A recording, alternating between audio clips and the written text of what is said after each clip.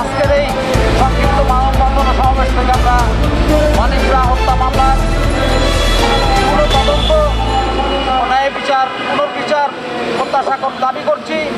একই সঙ্গে গত 2 যুগ ধরে বাংলাদেশের যেসব রাজনৈতিক ও সাংবাদিক হত্যাকাণ্ড সংঘটিত হয়েছে সেগুলোরও পুনঃতদন্ত ও ন্যায় বিচার দাবি করছি। আমরা আজকের এই মানববন্ধন সমাবেশ থেকে বহুল আলোচিত বহুল বিতর্কিত কালো আইন সাইবার সিকিউরিটি অ্যাক্ট বাতিল করে গণমাধ্যম কর্মীদের মুক্ত স্বাধীনতার পথ রুদ্ধ করার যে চক্রান্ত করেছিল বিগত ফ্যাসিস্ট আওয়ামী লীগ সরকার, সেই আইন অবিলম্বে বাতিলের জন্য বর্তমান সরকারের প্রতি উদাত্ত আহ্বান জানাচ্ছি। একই সঙ্গে দেশে বিদ্যমান আইন শৃঙ্খলা পরিস্থিতি নিয়ন্ত্রণে রাখার জন্য সরকারের প্রতি দাবি জানাচ্ছি। আমরা দাবি জানাচ্ছি সকল সাংবাদিক যেন নির্ভয়ে তাদের মত প্রচার করতে পারে, প্রকাশ করতে পারে, তারা যেন নির্বিঘ্নে সাংবাদিকতা করতে পারে, তাদের সার্বিক নিরাপত্তা নিশ্চিত করার জোর দাবি জানাচ্ছি।